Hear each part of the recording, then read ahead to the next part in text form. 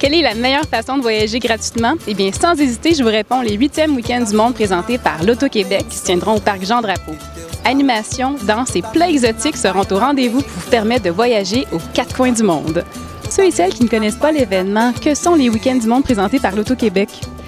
Les week-ends du monde, en fait, c'est la grande fête des communautés culturelles de Montréal.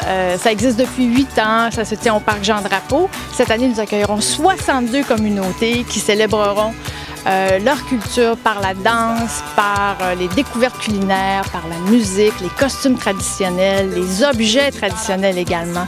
Donc, c'est un portrait très coloré de Montréal. Nouveauté, nous accueillerons les Écossais cette année, les Français, des grandes communautés comme l'Italie également.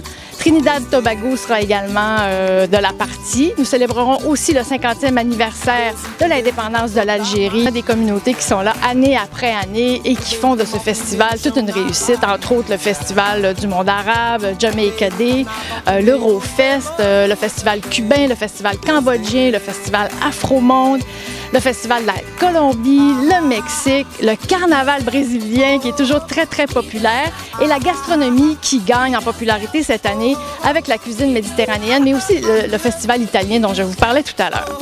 Nous avons des défilés plusieurs fois par jour de danseurs brésiliens, des dragons chinois, etc.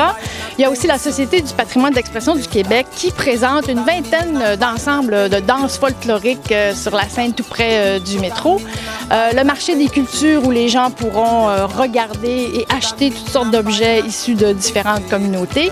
Et en nouveauté aussi cette année, il y a la zone famille qui sera animée de midi à 19h où il y aura plein d'activités pour les enfants, non seulement de danse, de musique, mais aussi des ateliers, des petites conférences, des structures gonflables. C'est toujours gagnant, bien sûr, pour les familles.